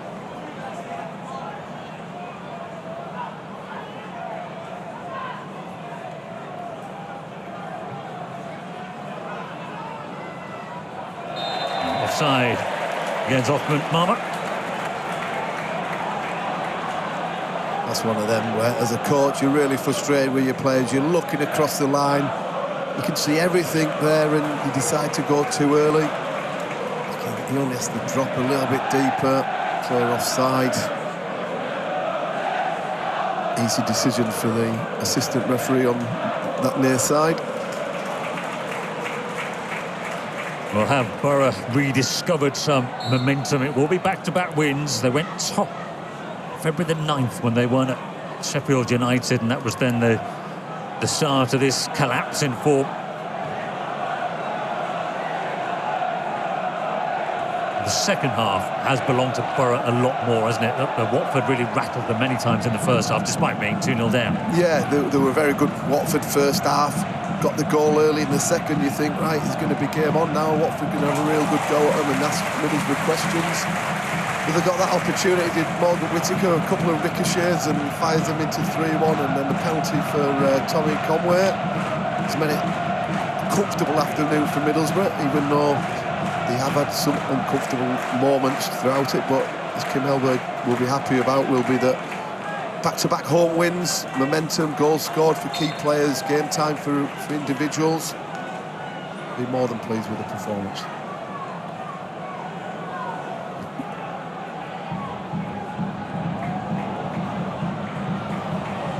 Ayling was wise to let that run away there rather than to trust himself against the explosive pace of Aaron Kunda. It's well turned over though by Kayembe.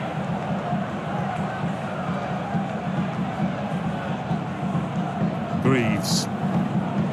Bia's touch has been a little rusty. Watford are staring at a fourth straight defeat. And no matter what you say about having taken the game to Borough, having given them lots to think about, it's an uncomfortable sequence for Ed still. Well, it is when you're off the back of the form that you're in, and people see the scoreline. Adds a little bit more pressure to him, but there has been some parts of the game that you've got to draw the positives from. But we all know that football isn't a bit ruthless at times, but some of the players have made an impact on the game.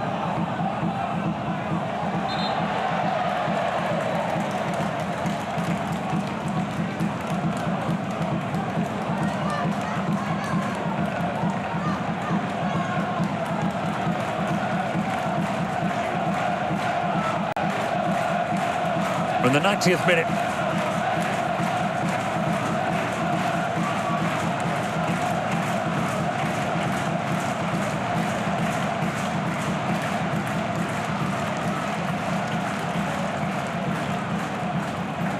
The 4 substitutions that Ed still made in one fell through. It hadn't really changed the game. I guess that was his big second half play.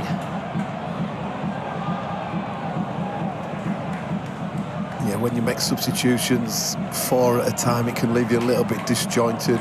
As you mentioned, not many of them have made that impact that he'd like to have done. So what the 4th official is going to put up now. And 6 minutes. Simon made the holds upon the board with a 3-goal difference. Didn't bring the cheer of anticipation that you sometimes get.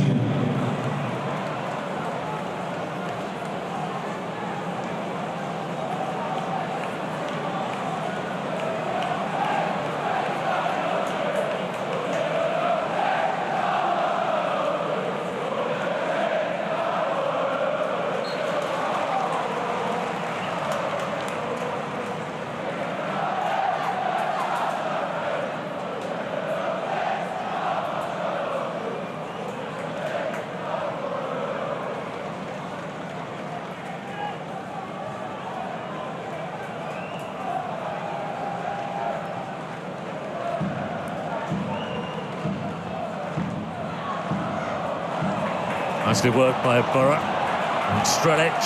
And can he release Conway here? To the edge of the penalty area he goes. Is there a 5th? Yes, there is. Wonderfully taken by Tommy Conway. Borough have got 5. They sliced through Watford there. And they are going to the end of the season with plenty of momentum behind them. A team that struggled to score at home have now struck 5. Well, a perfect afternoon, rounded off for another goal for Tommy Conway. Quick break. All of a sudden, he's got 1 versus 1. Got to show him on the outside, really. Got to know that Conway's right-footed and wants to come inside. And once you do that, you open up the goal for him. And in the run that he's in at this moment in time, he'd be delighted to get the 2nd goal. starts the game really positively for Middlesbrough. Nothing the goalkeeper could do. But a wonderful afternoon for Middlesbrough and the supporters. And Ed still really didn't need a hammering this afternoon.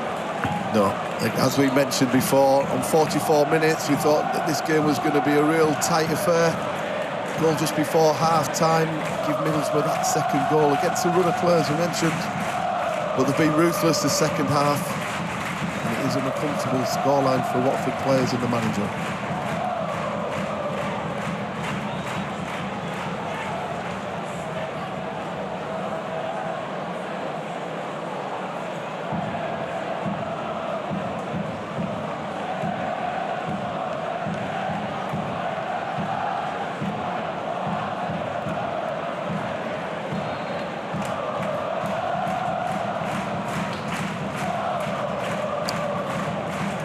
The Riverside is jumping. I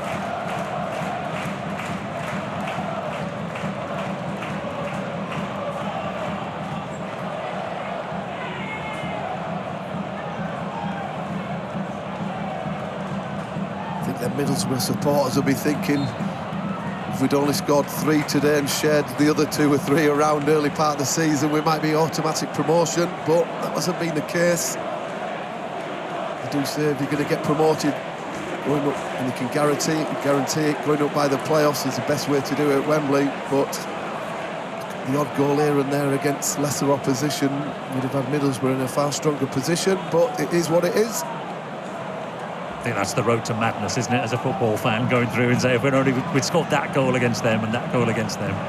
But you certainly know that that's what they'll be thinking. Watford turned it over, and they finished with something here. Their last game was against Coventry, so it's not exactly an easy end to the campaign.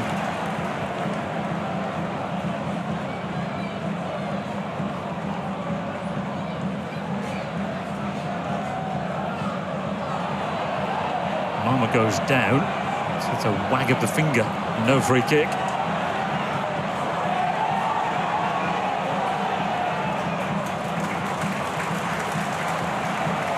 Borough have time for another attack here. They go looking for a 6th. Gilvera.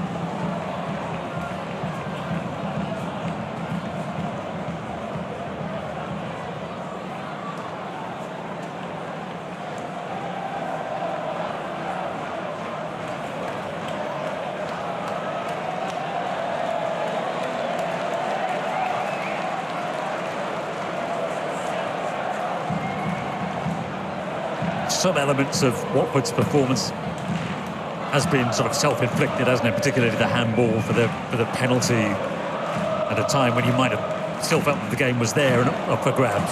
Well, it certainly was. At 3-1, they were still in it, and they showed glimpses that were capable of hurting the Middlesbrough defensive unit. But the penalty decision was needless, really. Put your hand up in the air like that led to the opportunity for Conway, and then the 5th one goes in, and the performance doesn't reflect the scoreline, but it is what it is.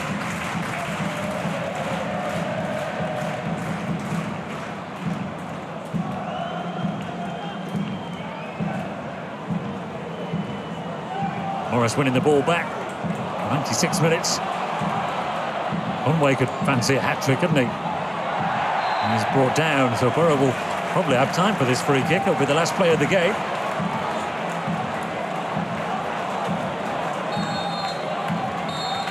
They won't have time for the free kick.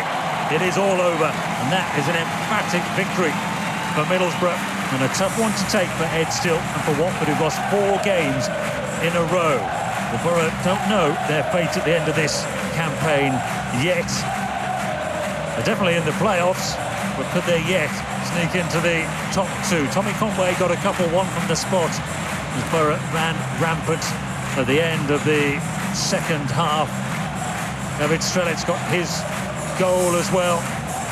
It was an unusual one right at the end of the first half, kicking it up onto his own head and into the back of the net. James Abankwah had got his first senior goal right at the start of the second half, and you thought Watford might be able to come back into it. They'd shown plenty of qualities in the first half. Morgan Whittaker's contribution was probably decisive, though.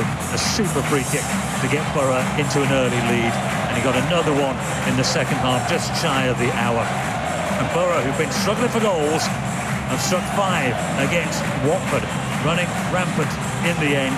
Full time at the Riverside. Middlesbrough 5, Watford 1.